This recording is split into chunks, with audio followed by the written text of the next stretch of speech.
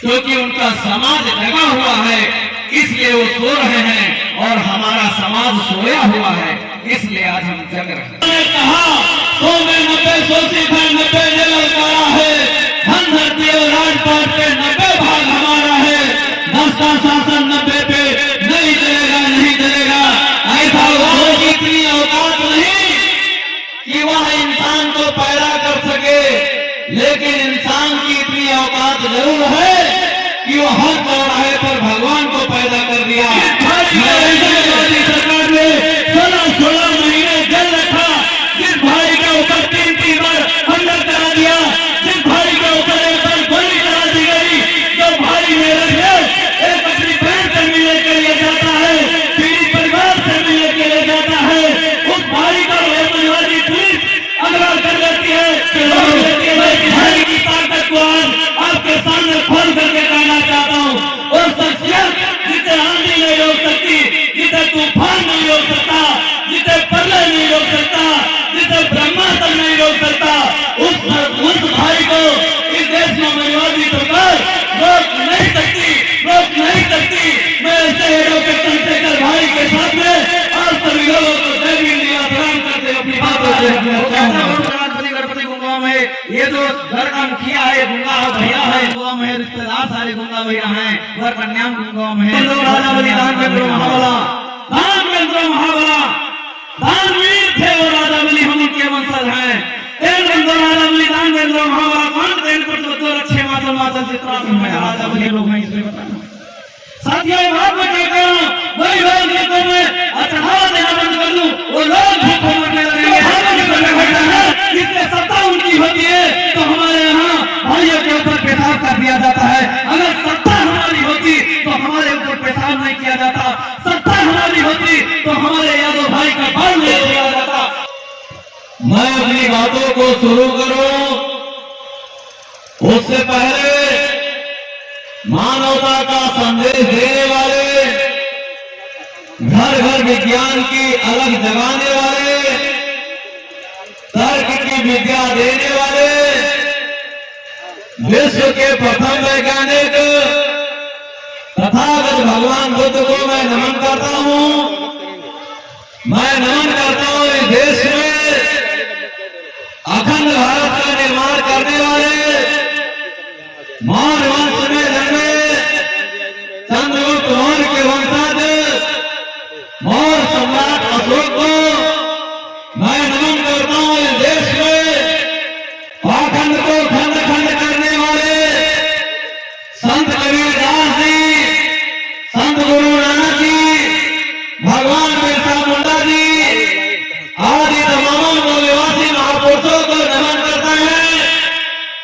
मैं नमन करता हूं इस देश में पहली बार माताओं के लिए, बेटियों के लिए विद्यालय की व्यवस्था करने वाले राष्ट्रपिता ज्योतिबा फूले को, वह माली समाज में जन्मी राष्ट्रमाता सावित्रीबाई फूले को, और मैं नमन करता हूं इस देश में जब राष्ट्रमाता सावित्रीबाई फूले और ज्योतिबा फूले को घर से बाहर निकाल दिया गया था, उस समय उनको स्थान देने का कार्य करने वाली माता भाजपा से उस्मान से को मैं नमन करता हूं।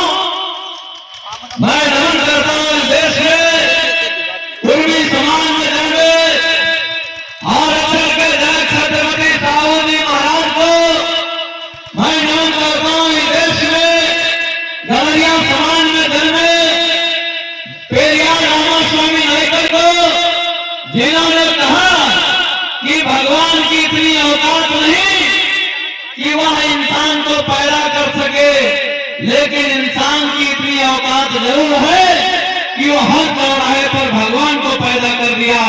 मैं ऐसे चिंतक और ऐसे महापुरुष पेरियार ईवी रामास्वामी नायकर को मैं नमन करता हूं। मैं नमन करता हूं जिन्होंने कहा घर की थाली बेचना पड़े तो बेच डालो, लेकिन इस देश में अपने बच्चों को, अपने बेटियों को जरूर पढ़ाओ। मैं नमन करता हूं इस देश में जिन्होंने पहली बार बाबा साहब डॉक्टर भीमराव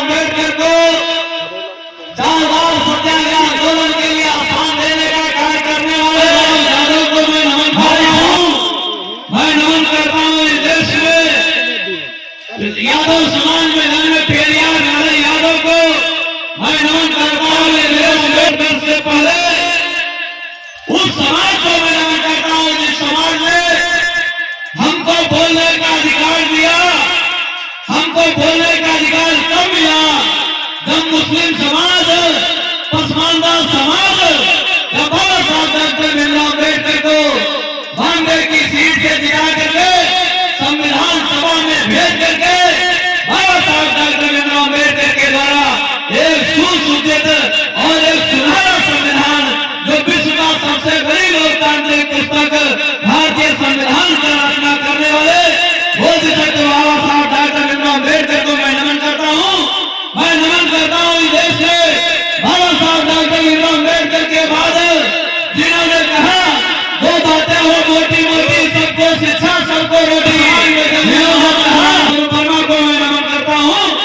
मैं नमन करता हूँ इस देश में जिन्होंने कहा 100 में 90 शोषित है, 90 ने ललकारा है, धन धरती और राजपाट के 90 भाग हमारा है, 10 का शासन 90 पे नहीं चलेगा, नहीं चलेगा, ऐसा उद्घोष करने वाले बाबू जगदेव प्रसाद कुशवाहा को मैं नमन करता हूँ।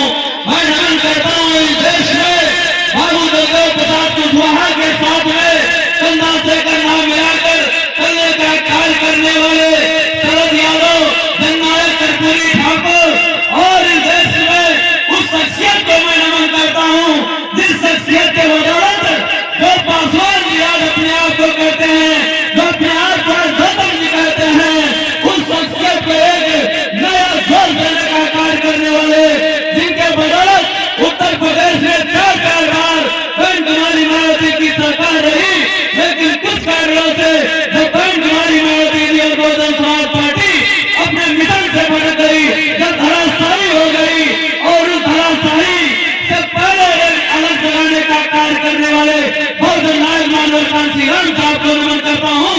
बहुजन नायक मानव कांशीराम साहब के बाद जब इस देश में उत्तर प्रदेश में अपनी सत्ता चली गई, दलित और बहुजनों के ऊपर अन्याय अत्याचार होने लगा, और उस अन्याय अत्याचार को एक बार फिर से आवाज देने का कार्य करने वाले सहारनपुर कस्बे में जन्मे, सहारनपुर जिले में जन्मे, छिटपुर कस्बे में जन्मे वो भाई, जिस भाई को इस जुर्मादी सरकार ने 16 महीने जेल रखा, जिस भाई के ऊपर 3 बार हमला करा दिया, जिस भाई के ऊपर एक बार गोली चला दी गई, जो भाई मेरे एक अपनी बहन से मिलने के लिए जाता है, पीड़ित परिवार से मिलने के लिए जाता है, उस भाई का समाजवादी पुलिस अगवा कर लेती है, रोक लेती है। लेकिन है मेरे समाज के लोगों, बस भाई की ताकत को आज आपके सामने खोल करके कहना चाहता हूँ। और शख्सियत जिसे आंधी नहीं रोक सकती, जिसे तूफान नहीं रोक सकता, जिसे प्रलय नहीं रोक सकता, जिसे ब्रह्मास्त्र नहीं रोक सकता, उस भाई को इस देश में महिवादी सरकार रोक नहीं सकती, रोक नहीं सकती। मैं ऐसे हीरो के चंद्रशेखर भाई के साथ में और सभी लोगों को जय भीम प्रणाम करते हुए अपनी बातों को रखना चाहूंगा। हे मेरे समाज के लोगों, बताया जाता है कि सफर में धूप तो होगी, निकल सको तो चलो। सफर में धूप तो होगी, निकल सको तो चलो, किसी के वास्ते राहें नहीं बदलती, तुम अपने आप को बदल सको तो चलो। हे मेरे समाज के लोगों, मैं अपनी बातों को ज्यादा समय ना लेते हुए समाप्त करूंगा, क्योंकि वक्ता अगर बहुत हैं। साथियों, आखिर हम क्यों आए और हमें क्या जरूरत है इतना बड़ा मंच लगाने की और इतनी बड़ी व्यवस्था करने की? हे मेरे समाज के लोगों, एक बाबा साहब डॉक्टर भीमराव अम्बेडकर की घटना से मैं अपनी बात को शुरुआत करूंगा। मेरी माताएं, मेरी बहनें जो यहाँ पर बैठी, बाबा साहब डॉक्टर भीमराव अम्बेडकर रात्रि का 12 बज रहा था। बाबा साहब डॉक्टर भीमराव अम्बेडकर से एक पत्रकार मिलने के लिए आया। बाबा साहब से मिलने से पहले वह पत्रकार, उस समय कांग्रेस के लोग ज्यादा नेतृत्व करता हुआ करते थे, तो कांग्रेस के पास मिलने के लिए गए। तो जब कांग्रेस के पास मिलने के लिए गए तो वो अंग्रेज पत्रकार जब नेताओं के पास गया तो कांग्रेस के नेताओं के जो दरबान थे बाहर खड़े थे, उन्होंने कहा कि नेताजी मिल नहीं सकते क्योंकि नेताजी सो गए, क्योंकि सोने का समय। तो हे मेरे समाज के लोगों, वो पत्रकार उस नेता से नहीं मिल पाता और चला जाता है, सोचा बाबा साहब से मिल लूं, तो बाबा साहब से मिलने के लिए चला जाता है। जब बाबा साहब से मिलने के लिए जाता है तो नानक चंद रत्तू बाहर गेट पर खड़े होते हैं। तो नानक चंद रत्तू से कहता है मैं बाबा साहब से मिलना चाहता हूं। तो नानक चंद रत्तू कहते हैं मैं एक बार पूछ लूं कि साहब मिलेंगे कि नहीं मिलेंगे। तो नानक चंद रत्तू बाबा साहब के पास जाता और कहता है एक पत्रकार जो है आपसे मिलना चाहता है। तो नानक चंद रत्तू से बाबा साहब कहते हैं उसे तुरंत भेज दो मेरे पास। और वो नए पत्रकार रात्रि के 2 बज रहे थे, वो पत्रकार बाबा साहब डॉक्टर भीमराव अम्बेडकर से जब मिलता है तो वो कहता है कि साहब आपके मिलने से पहले मैं कुछ नेताओं से मिलने के लिए गया, लेकिन सब लोग सो रहे थे। आखिर आज क्या जरूरत है, इतनी अंधेरी रात में सब सो रहे हैं और आप जग रहे हैं। तो हे मेरे समाज के लोगों, बाबा साहब डॉक्टर भीमराव अम्बेडकर कहते हैं क्योंकि उनका समाज जगा हुआ है इसलिए वो सो रहे हैं और हमारा समाज सोया हुआ है इसलिए आज हम जग रहे हैं। आखिर हमें क्या जरूरत पड़ रही है? हमारी सत्ता नहीं, हमारा सरकार नहीं है। यहाँ पर जितना भी टेंट लगा हुआ है उत्तर प्रदेश सरकार और भारत सरकार के बजट से नहीं लगा है, उन भाइयों के जेब से लगा है जो भाई के कोयलों पर काम करता है, जो भाई ठेला लगाता है, सब्जी लगाता है, उस किसान मजदूर बहुधन का पैसा लगा है। और वो पैसा इसलिए लगा है क्योंकि उसे चाहिए अम्बेडकरवाद, उसे चाहिए डॉक्टर भीमराव अम्बेडकर की सत्ता और उसे चाहिए वो सरकार जो अम्बेडकर के मिशन को पूरा कर सके। अम्बेडकर का मिशन क्या है?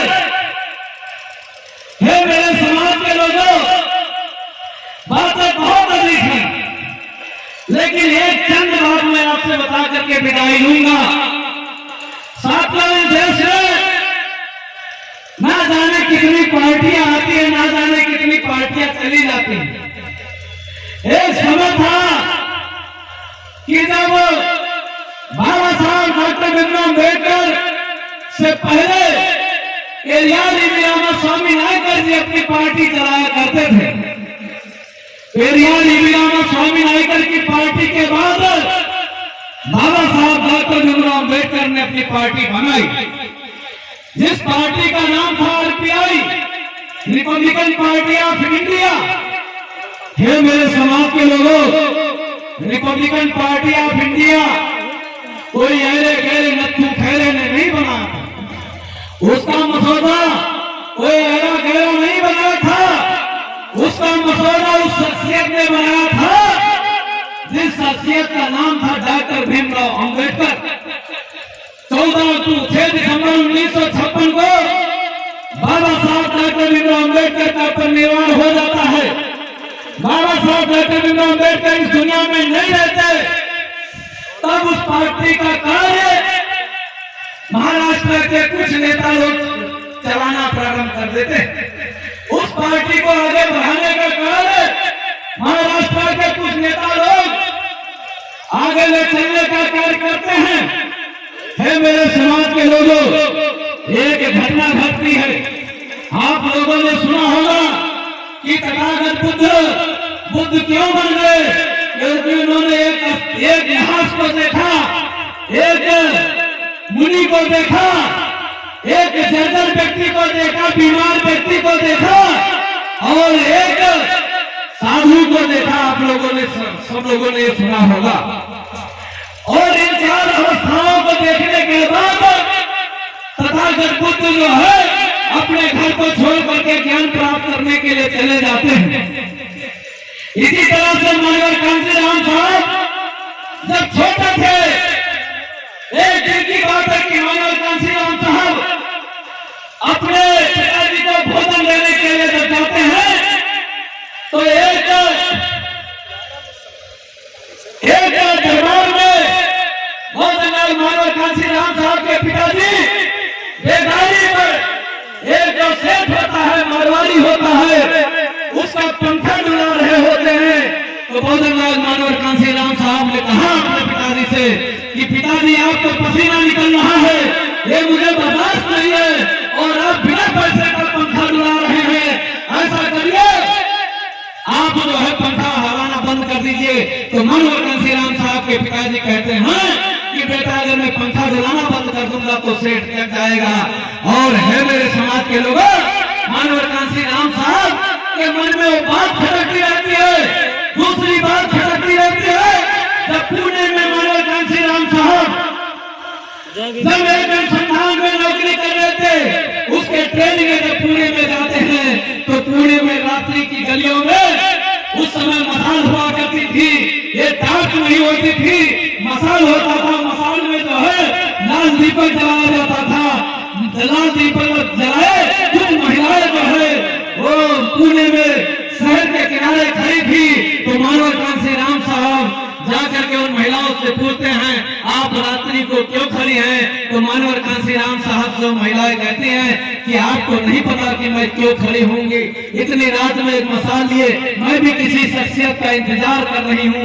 यह घटना मानवर कांसीराम साहब देखते हैं तो उनको बर्दाश्त नहीं होता है। और वो जिस कमरे में रह रहे थे उस कमरे में एक साथी था जिसका नाम ज्ञानी परशुराम था। 6 दिसंबर 1956 की मैं आपको बात बता रहा हूँ। ज्ञानी परशुराम उस दिन रो रहा था। मानवर कांसीराम साहब ने पूछा कि आप क्यों रो रहे हैं? तो ज्ञानी परशुराम कहता है कि वह शख्सियत इस दुनिया से चला गया है जिस शख्सियत ने हमको बोलने लिखने पढ़ने की आजादी दी है। मेरे समाज के लोगों, वो शख्सियत कोई और नहीं, बाबा साहब डॉक्टर भीमराव अम्बेडकर थे। बाबा साहब डॉक्टर भीमराव अम्बेडकर के मरने की परिनिर्वाण की घटना को सुनकर ज्ञानी परशुराम रो रहा था। तो मानवर कांसीराम साहब ने पूछा कि हे परशुराम, हे ज्ञानी परशुराम, ये तुम्हारा कोई रिश्तेदार नहीं, नातेदार नहीं है, फिर भी तुम क्यों रो रहे हो? तो हे मेरे समाज के लोगों, ज्ञानी परशुराम उनको समझाते हैं मानवर कांसीराम साहब को कि इस देश में व्यक्ति मरता है लेकिन व्यक्तित्व नहीं मरता। आज मुझे अपने पिताजी का नाम पता है, मेरे बाबा का नाम पता है, लेकिन मेरे पर बाबा का नाम नहीं पता है। यहाँ पर जो लोग बैठे होंगे उनसे पूछिए, एक पीढ़ी का नाम पता होगा, 2 का पता होगा, तीसरी का नाम नहीं पता होगा। लेकिन बाबा साहब डॉक्टर भीमराव अम्बेडकर वो उनके घर में जो फोटो लगी है तथागत बुद्ध की, जो आज से 2500 साल पहले आए, लेकिन है मेरे समाज के लोगों, आज उनका नाम पता है, उनके बच्चे का नाम पता है, उनके कार्यों के बारे में पता है। मेरे समाज के लोग तथागत बुद्ध बाबा साहब डॉक्टर भीमराव अम्बेडकर आज भी जिंदा है, वो कभी मरे नहीं। है मेरे समाज के लोगों, जो घटना आपको बताना चाहता हूँ, जब बाबा साहब डॉक्टर भीमराव अम्बेडकर की घटना को सुनकर के मानवर कांसीराम साहब की आंखों में आंसू आ जाता है, मानवर कांसीराम साहब के हृदय में परिवर्तन होता है। ज्ञानी परशुराम के इस बात को लेकर के मानवर कांसीराम साहब रोने लगते हैं। एक घटना बताना चाहता हूँ, मानवर कांसीराम साहब तो एक चिट्ठी लिखते अपने माँ के नाम।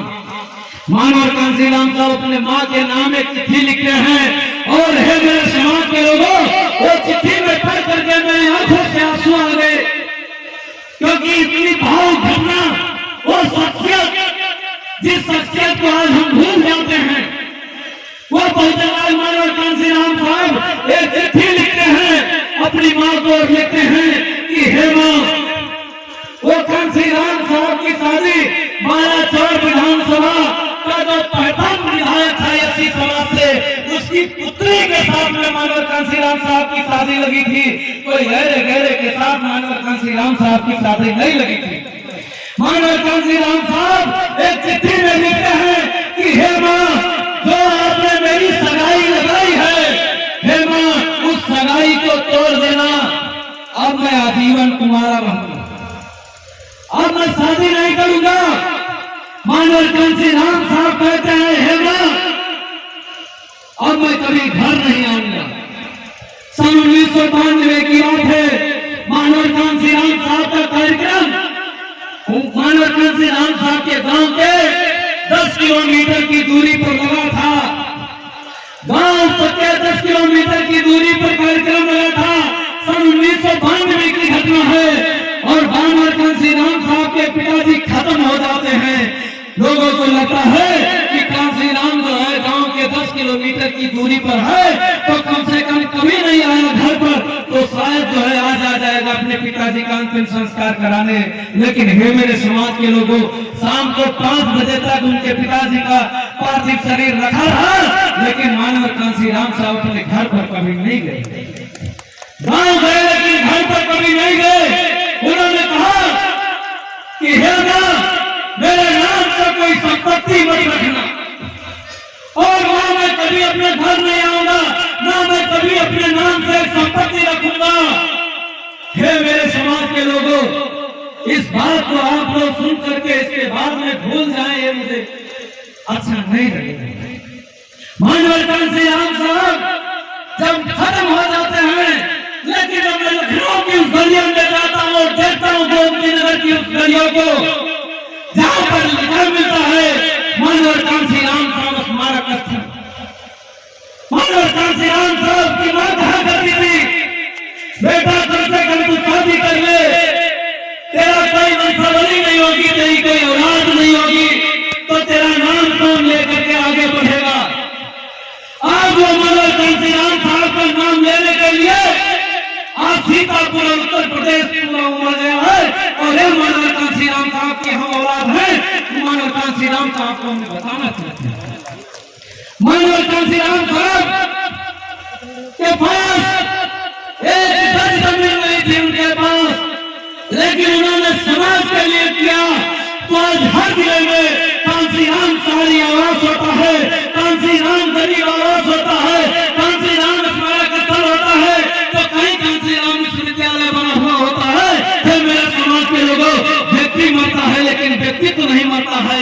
और ये बात मैं आपसे कहना चाहता हूँ मेरे समाज के लोगों, फिर मेरे समाज के लोगों, इस देश में बाबा साहब डॉक्टर अम्बेडकर ने जो पार्टी बनाई, उस पार्टी को महाराष्ट्र के लोग जब लेकर के चले, तो उस पार्टी से मानवर कांसी राम साहब जुड़ गए। बहुत गौर से सुनिएगा मेरी बातों को, शायद मैं आपको ये बात दोबारा बता पाऊं कि ना बता पाऊं, इसलिए यदि आपने समय निकाला, यदि आपने अपना कीमती वक्त निकाला, तो समझिएगा बात को। मानवर कांसी राम साहब महाराष्ट्र में आरपीआई जो रिपब्लिकन पार्टी ऑफ इंडिया थी, उस पार्टी से जुड़े, और मानवर कांसी राम साहब आरपीआई को आगे बढ़ाने का काम कर रहे थे। उन्होंने बाम से बनाया। बहुत से लोग आज कहते हैं कि जब हमारी पुरानी पार्टी बहुजन समाज पार्टी थी, तो एडवोकेट चंद्रशेखर भाई भीम आर्मी बनाए तो ठीक है, लेकिन वो आजाद समाज पार्टी क्यों बना ली? बड़े ढंग से समझिए, वो party RPI republican party of India जो मानवर कांसी राम साहब से पहले बाबा साहब ने बनाया था, मानवर कांसी राम साहब ने उस पार्टी को आगे बढ़ाया। लेकिन हे मेरे समाज के लोगों, मैं आपसे कहना चाहता हूं, सन 1972 की घटना है। मैं आपको एक तारीख की तारीख बताऊंगा। 523 सीटें लोकसभा की होती हैं, और 523 सीटों में से मानवर कांसी राम साहब उस समय आरपीआई में जब जुड़े थे, तो आरपीआई और कांग्रेस का गठबंधन हो गया। आरपीआई और कांग्रेस का गठबंधन हो गया, और कांग्रेस ने कहा महाराष्ट्र में केवल और केवल एक सीट हम जो है आरपीआई को लड़ने के लिए देंगे, और सारी सीटों पर हम लड़ेंगे। है मेरे समाज के लोगों, बड़ी दर्दनाक घटना है। वो मानवर कांसी राम साहब को ये रहा नहीं गया, और मानवर कांसी राम साहब ने कहा जो आरपीआई पूरे भारत में चलती है, वो केवल एक सीट पर समझौता कर ले गई।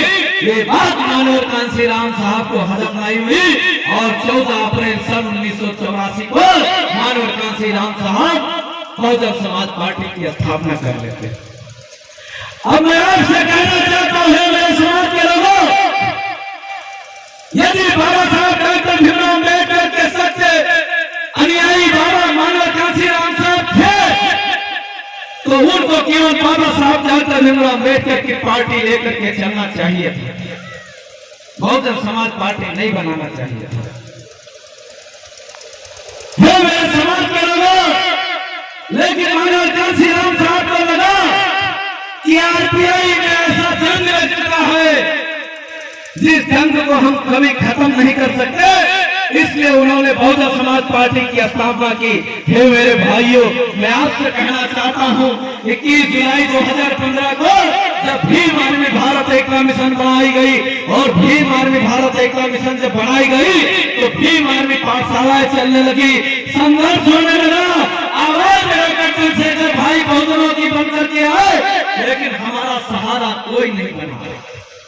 भीम आर्मी के लोगों पर मुकदमा लिखा जाने लगा, भीम आर्मी लोगों को प्रताप वाले लोगों को प्रताड़ित किया जाने लगा, लेकिन हमारा सहारा कोई नहीं बना। अंत में भाई ने 15 मार्च सन 2020 को एक पार्टी बनाई। 15 मार्च 2020 को एक पार्टी बनाई जिस पार्टी का नाम आजाद समाज पार्टी था। मेरे समाज के लोगों, आजाद समाज पार्टी बनाने से पहले चंद्रशेखर भाई के ऊपर धड़ाधड़ मुकदमे लिखे जाते थे, लेकिन जब से आजाद समाज पार्टी बनी भाई के ऊपर मुकदमा लिखना बंद हो गया, इस नाते बंद हो गया क्योंकि कहीं ऐसा न हो यह भीम आर्मी भारत एकता मिशन आजाद समाज पार्टी कल सत्ता में आ जाए और मनवादी जो कभी मनवादी विचारधारा का जो वर्दीधारी और जो लाल बत्ती लिए ढालता है, नीली बत्ती लिए ढालता है, कहीं ऐसा न हो उसकी फाइल खोलने का काम वीडियो चंद्रशेखर भाई करे। इसलिए है मेरे समाज के लोगों, आजाद समाज पार्टी के लोगों के ऊपर मुकदमा लिखना बंद हो गया। मेरे भाइयों, मेरे समाज के लोगों, ये आजाद समाज पार्टी जो बनाई गई आज बहुत से लोग आवाज उठाते हैं। एक कभी समय था तथा जयपुर का जो तस्वीर देख रहे हैं, तथा जयपुर की तस्वीर, ये तथा जयपुर की जो विचारधारा थी वो विचारधारा थी जल खंचाराम निकले बहुजन हिताय बहुजन सुखाय। हे मेरे समाज के लोगों, तथागत बुद्ध ने कहा था बहुजन हिताय बहुजन सुखाय। मानव कांशीराम साहब ने जब पार्टी बनाई थी तो सबसे पहला नारा कांशीराम साहब ने नहीं कहा था, लेकिन बहुजन समाज पार्टी का कभी एक नारा हुआ करता था, तिलक तराजू और तलवार इनके मारो जूता जूता। ये सभी लोगों को पता, तिलक तराजू और तलवार इनके मारो जूता चढ़। और ये नारा हुआ करता था, ब्राह्मण क्षत्रिय बनिया छोड़ बाकी समय टीएस फोड़। ये हमारे पुराने साथी बहुत से लोग यहाँ पर बैठे हैं, जानते हैं इस बात को। इसके बाद जो नारा बहुजन हिताय बहुजन सुखाय, फिर मेरे समाज के लोगों जो बहुजन हिताय बहुजन सुखाय नारा था, हमारी है लोग, जब हमारे ही लोग सत्ता की बागडोर को संभाले थे तो 4 बार उत्तर प्रदेश में मानव कांशीराम साहब के जीते जी उत्तर प्रदेश में बहुजन समाज पार्टी की सरकार आई। लेकिन है मेरे समाज के लोगों, एक समय था जब समय आया मानव कांशीराम साहब के शासनकाल में ही, जब कुछ लोग मनवादी विचारधारा के लोग नाम नहीं लेंगे, लेकिन सबको पता है कौन सा व्यक्ति ऊपर तीर कमान संभाले पड़ा। वो व्यक्ति जब इस देश में तीर कमान को संभाला, वो व्यक्ति कह दिया सर्जन हिताय सर्जन सुखाय। है मेरे समाज के लोगों, चलो सर्जन हिताय सर्जन सुखाय ठीक था, लेकिन 14 अक्टूबर सन 1956 में आप लोगों को बहुत विरोध से याद होगा, बाबा साहब डॉक्टर भीमराव अम्बेडकर नाम सुनने की दीक्षा भूमि में 22 प्रतिज्ञा करते हैं, बहुत धर्म धारण करते हैं। उस समय कहते हैं 22 प्रतिज्ञा में पहली प्रतिज्ञा कि मैं कभी ब्रह्मा विष्णु महेश को कभी भगवान नहीं मानूंगा। ये बात बहुजन बाबा साहब डॉक्टर भीमराव अम्बेडकर कहते हैं, ये सबको पता।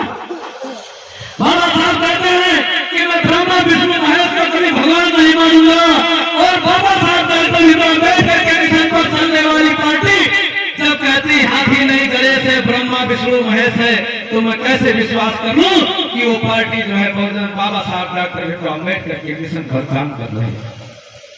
ये मेरे समाज के लोग एडवोकेट चंद्रशेखर भाई को भी लगा तो शायद ऐसा जंग है जिस जंग को हम उस पार्टी मेरे करके नहीं छुड़ा सकते, इसलिए आजाद समाज पार्टी बनाई, भाई ने बनाई। तो शराबी व्यक्ति के जवान से टपर टपर लाल आने लगती है, उसके लालच आ जाता है कि एक पैक मुझे मिल जाता। कारण क्या है? क्योंकि बाबा साहब डॉक्टर अम्बेडकर ने कह दिया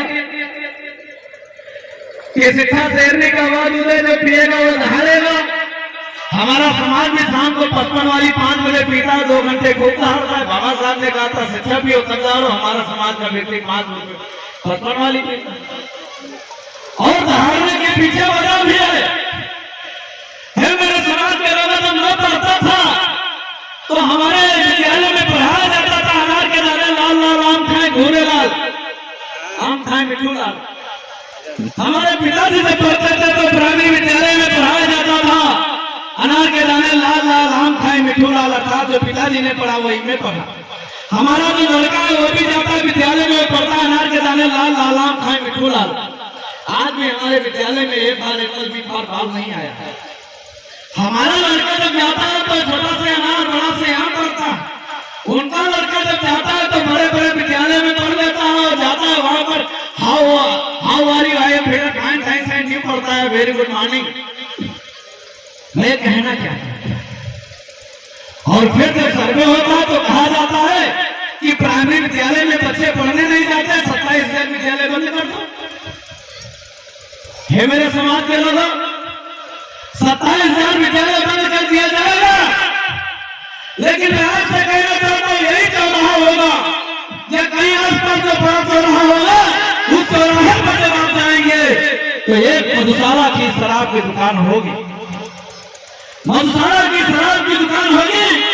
और यही भारतीय जनता पार्टी की सरकार ने जिस दुकान में देसी शराब अर्थात हिंदी शराब मिलती थी, उसी शराब में उसी दुकान में एक ही दुकान में इसने देसी और अंग्रेजी दोनों कर दिया, अर्थात हिंदी और इंग्लिश दोनों कर दिया। लेकिन मैं बात जो कहना चाहता हूं, ये बात मैं इसलिए कहना चाहता हूं, मैं अनार के दाने लाल लाल पढ़ रहा हूं, मेरा बाप अनार के दाने लाल लाल पढ़ा, मेरा लड़का अनार के दाने लाल लाल पढ़ा। आज हमारे प्राइमरी विद्यालय में हिंदी ही है और हिंदी भारतीय जनता पार्टी के सरकार बन रहेगी।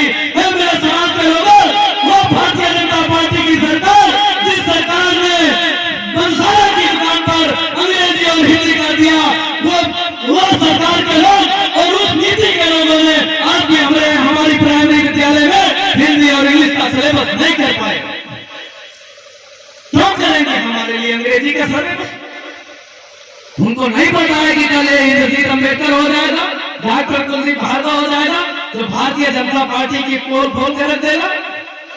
मेरे समाज के लोगों, जब तक आपकी सत्ता, आपकी सरकार, आपका शासन नहीं होगा तब तक आपका कल्याण होने वाला नहीं है। मैं आपसे कहना चाहता हूं यही सीतापुर विधानसभा का यदि आपका विधायक कोई बन जाएगा, यही उत्तर प्रदेश में यदि आजाद समाज पार्टी की सरकार बन जाएगी, यही का कोई विधायक होगा, यही का कोई जिलाध्यक्ष होंगे और यही का जो प्रभारी में होंगे, यही का जो डॉक्टर साहब होंगे, ये डॉक्टर साहब जाएंगे और विधानसभा में कहेंगे कि हमारा सीतापुर सकरनपुर सकरन क्या नाम है इसका, सकरन लहरपुर विधानसभा, यही लहरपुर विधानसभा के हर ग्राम पंचायत में डॉक्टर भीमराव अम्बेडकर पार्क होना चाहिए। है मेरे समाज के लोगों, आपको लाठी डंडा और चंदा मांगने की जरूरत नहीं होगी। जब आपकी सत्ता होगी, आपकी सरकार होगी, आपके पास केवल एक बिल पास कर दिया जाएगा, आपके गांव में 20-20, 25-25, 30-30 लाख रुपए वाला अम्बेडकर पार्क आ जाएगा, सब कुछ आ जाएगा, कुछ नहीं रुकेगा आपका। और मैं आपसे कहना चाहता हूं मेरे समाज के लोगों, हमारे बीच में जो भाई बंधु बैठे, ये जो एडवोकेट चंद्रशेखर भाई, वो कहा करते हैं हम कुर्ता पजामा वाला नेता नहीं है, हम पैंट शर्ट वाले नेता हैं। और हम वो भी नेता है जो मेरे जैसी घटना आ जाएगी तो समय आने पर हम स्प्लेंडर मोटरसाइकिल से भी चल जाएंगे और महाराष्ट्र में जब मध्य प्रदेश और बिहार में जब कार्यक्रम होगा बड़ा सा, तो हेलीकॉप्टर से भी हम चल करके आएंगे आपके बीच। हम उनके कार्यकर्ता, हम नेता नहीं है। नेता वो लोग होता है जो आता है और कहता है कि भाइयों बहनों, हम नेता वो होता है और कहता है भाइयों बहनों, जब हम प्रधानमंत्री बन जाएंगे तो आपके खाते में 15-15 लाख रुपया डाल देंगे। नेता वो होता है। मैं थोड़ी सी घटना बताना चाहता हूं। मैं थोड़ी सी घटना संचालक महोदय से बार बार मैं कहता हूं कि आप जरा सा भी समय का वो होगा तो मुझे दे दीजिएगा पर्ची। साथियों, मैं एक थोड़ी सी घटना बताना चाहता हूं। 2014 में जब मैं हाई स्कूल में पढ़ाई कर रहा था, जब हाई स्कूल में 2014 में पढ़ाई कर रहा था, तो एक जो मैजिक होता है, मैजिक में बड़ी सी सीढ़ी लगाई थी और वो सड़क के किनारे आई तो रुक गई। तो उसमें एक व्यक्ति बैठा था, भाषण दे रहा था। उसने कहा कि मैं गुजरात मॉडल लाऊंगा। कौन था भाई वो व्यक्ति? कोई बताएगा कौन था वो व्यक्ति जो गुजरात मॉडल लाने की बात कर रहा था? अगर है मेरे समाज के लोगों, यदि प्रकृति ने या ऊपर वाले ने जिसको मानते हो अपने माता पिता को ही मानते हो, अगर प्रकृति ने एक हाथ दिया तो जरा एक हाथ खड़ा कर दीजिए भाई। एक हाथ दिया तो एक हाथ खड़ा कर दीजिए, खड़ा कर दीजिए। 3-4 किलोमीटर दूर है। अगर हाथ नहीं दिया तो केवल मुड़िया हिला दीजिए, मुझे पता चल जाएगा सब जिंदा। अब बताइए सब लोग, अगर मूड हाथ लाने का कौन बात कर रहा था? कौन? जोर से बोलिए।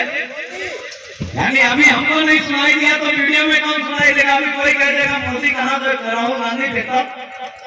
तो कौन था? नरेंद्र मोदी।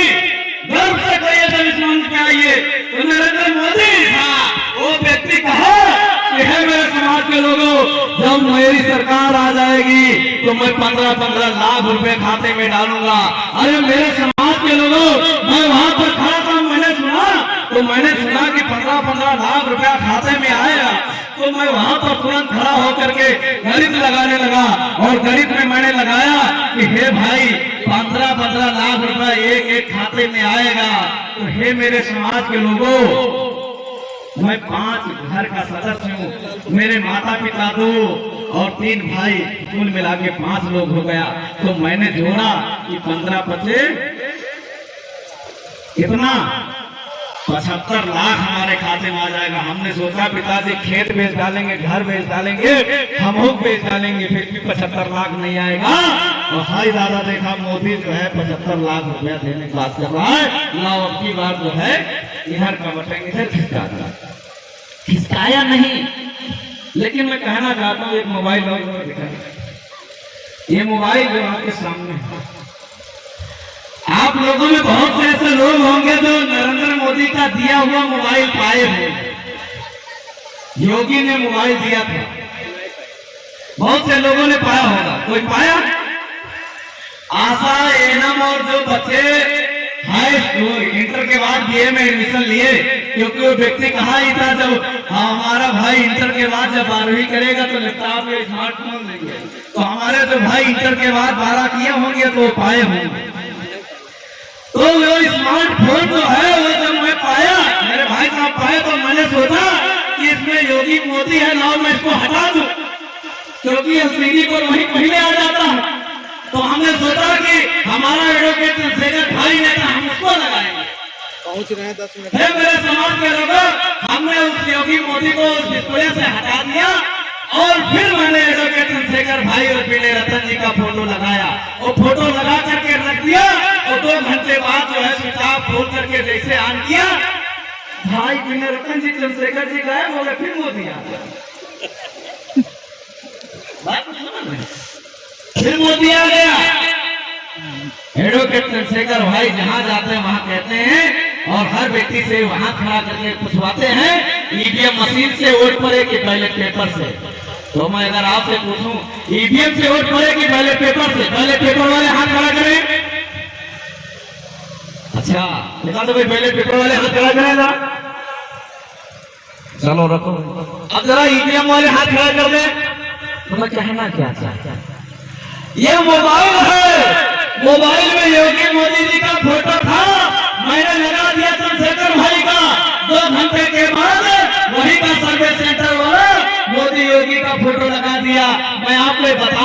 चाहता हूँ, हे मेरे समाज के लोगों, इलेक्ट्रॉनिक वोटिंग मशीन में हाथी छप जाए या कमल छप जाए या साइकिल छप जाए, 2 घंटे बाद क्या छप जाएगा आपको भी नहीं पता, ना हमको पता।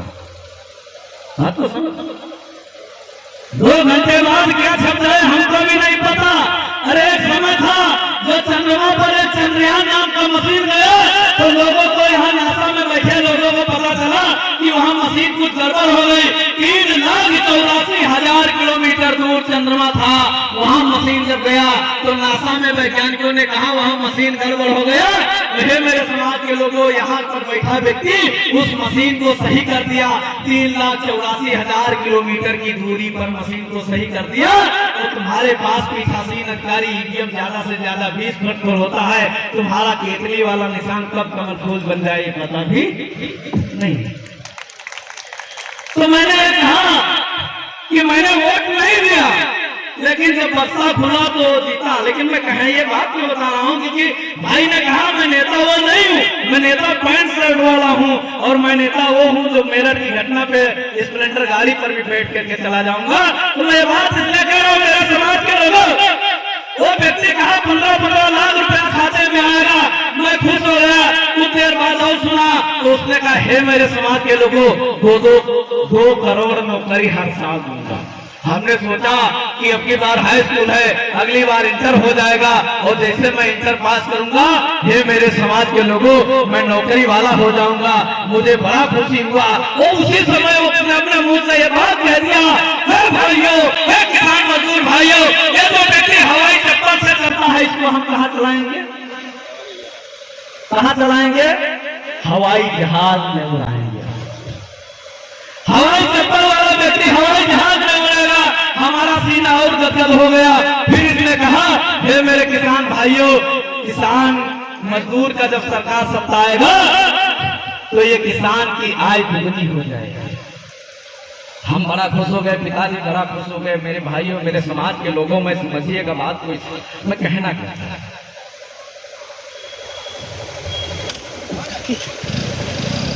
मेरे समाज के लोगों, वो व्यक्ति तो किसान भाई था, किसान भाई, जब वही किसान भाई, वो किसान भाई का जो बेटा था, जो 2 करोड़ नौकरी को सुन करके आया था, तो नरेंद्र मोदी जब प्रधानमंत्री बन गया तो हमारे लोगों को कहा तुमको भी नौकरी देंगे, तुम्हारे पप्पा को भी नौकरी देंगे।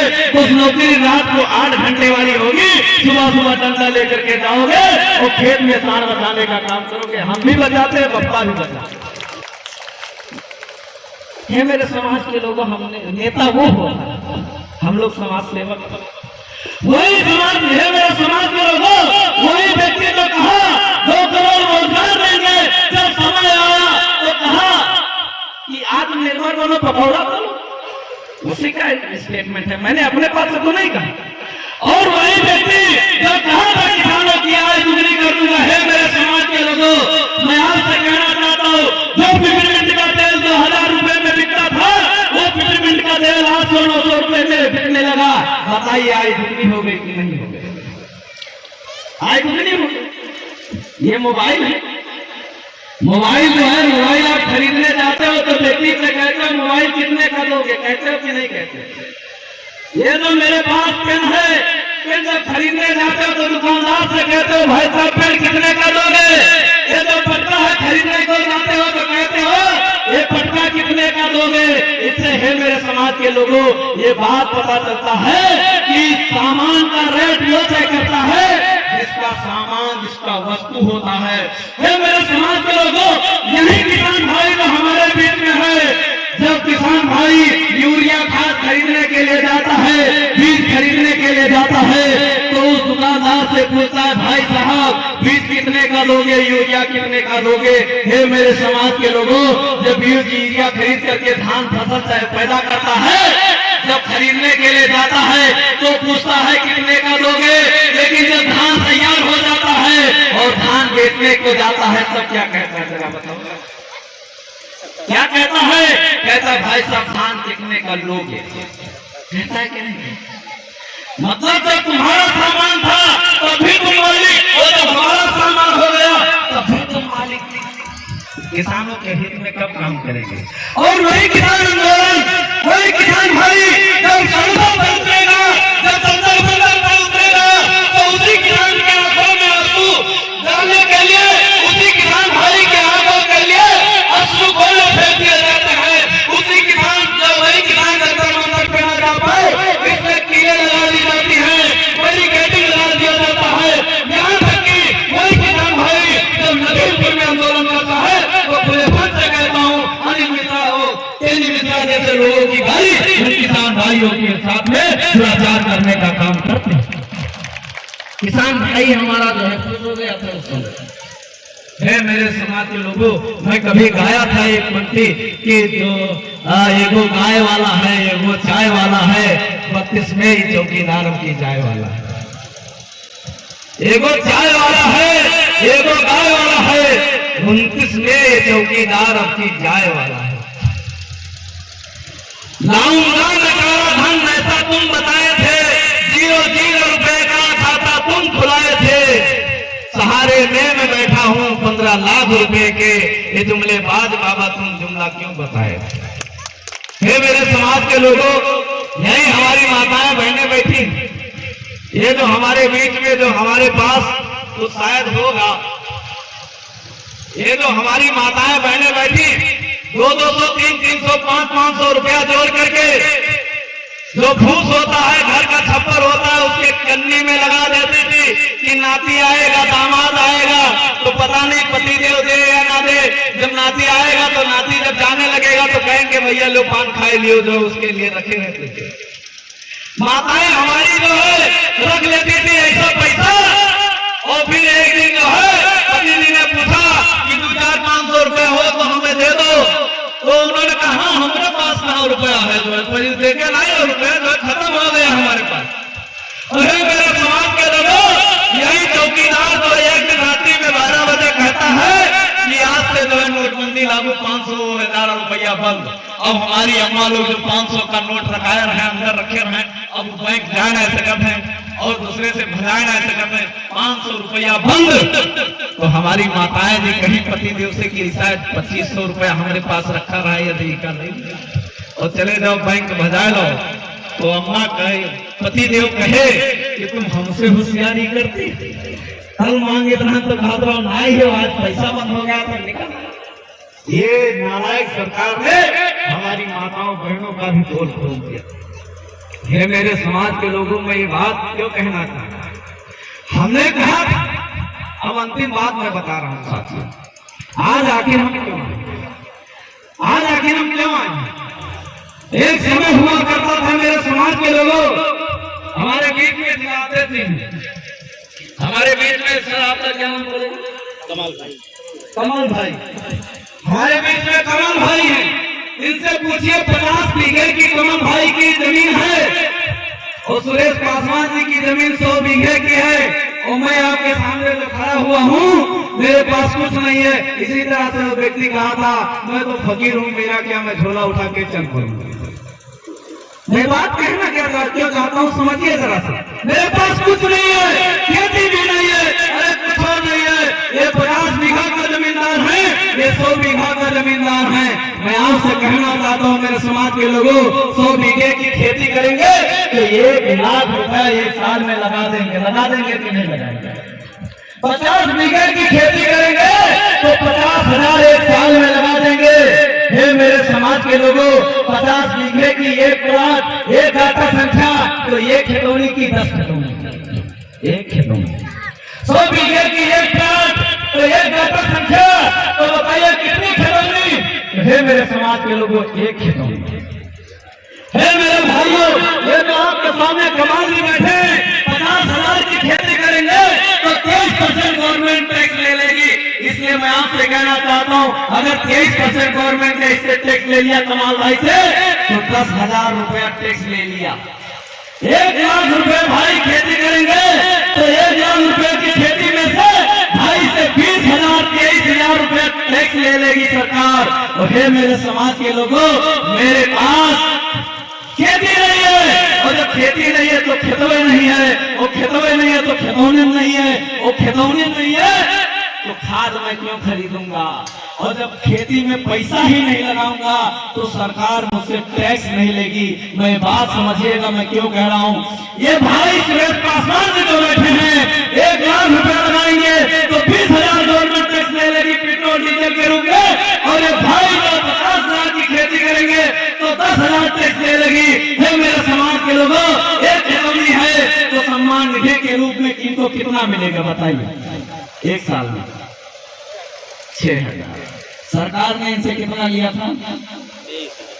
23,000। बचाया कितना सरकार ने? 17,000। भाई से सरकार ने लिया 10,000, दिया कितना? 6,000। सरकार ने बचाया 4,000। फिर मेरे समाज के लोगों 100 बीघा दुकान है, किसी भी तरह से खा ही लेंगे, मेरे पास कोई नहीं, हमको देना चाहिए कि इनको देना चाहिए, लेकिन सरकार जिंदगी काट ही लेंगे।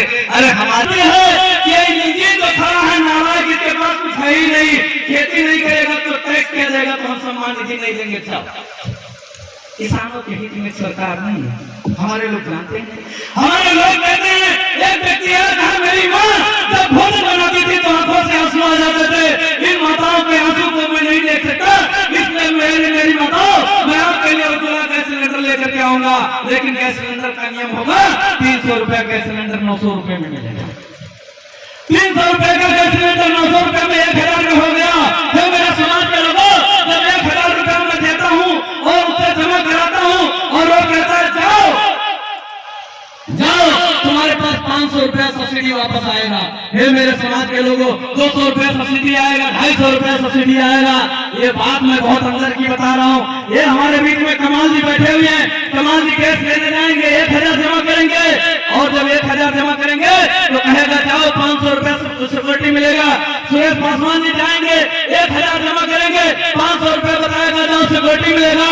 हे मेरे समाज के लोगों जब खाते में पैसा सिक्योरिटी के रूप में डालना होगा, ये हमारे बीच में कमाल भाई बैठे हैं, कमाल भाई का पैसा कमाल भाई के खाते में चला जाएगा, और सुरेश भाई का जो पैसा होगा हम भारतीय जनता पार्टी के मंत्री जी हैं, जहां इनका खाता लगना चाहिए था वहां हमारा लग गया, इनका खाते पैसा नहीं हमारे खाते में आ गया। बात तो सुन, इनका पैसा हमारे खाते में आ गया। कमाल भाई से कहा, सुरेश जी ने कहा बहुत चौकट सरकार है देखो हमारा पैसा मार ले गया, तो कमाल भाई कहेंगे चौकट का हमारा साह है देखो हमारे पैसा आया, तुम्हारे नहीं तुम्हारा कागजवा कर लेता सही करो।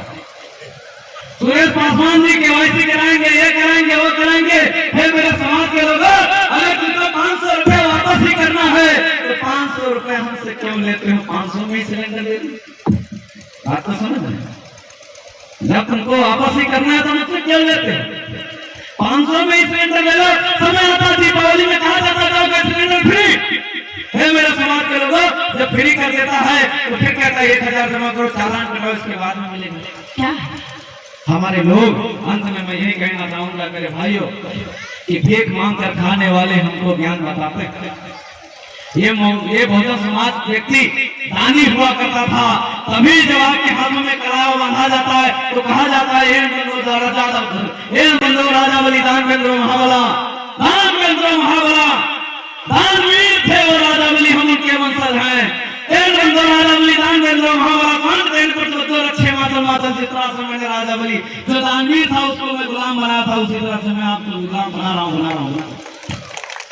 बात जब मंत्र कभी पढ़ा करते हैं, मंत्र पर कहते हैं ओम गणपति गणपति गुंगा में वरकन्याम गुंगा में पड़वा गुंगा में, अर्थात ये तो गणपति यानी जो लड़की और लड़का जो बैठा है दूल्हा दुल्हन, उसके बगल में जो उसका बाप बैठा होता है वो कहता है ओम गणपति गणपति गुंगा में। ये जो घर का मुखिया है गुंगा है बहिरा है, पड़वा गुंगा में है, रिश्तेदार सारे गुंगा बहिरा हैं, वरकन्याम गुंगा में है, वरकन्या यहाँ बहिरा लोग में इसलिए बताना साथियों बात में क्या कह रहा हूँ, वही लोग भूखों में चढ़ावा देना बंद कर दूं, वो लोग भूखों मरने लगेंगे। इसलिए मैं कहना चाहता हूँ भीख मांग कर खाने वाले हमको ज्ञान बताते हैं, ऐसे बहुजन खुद की वजह से पेशाब कर जाते हैं।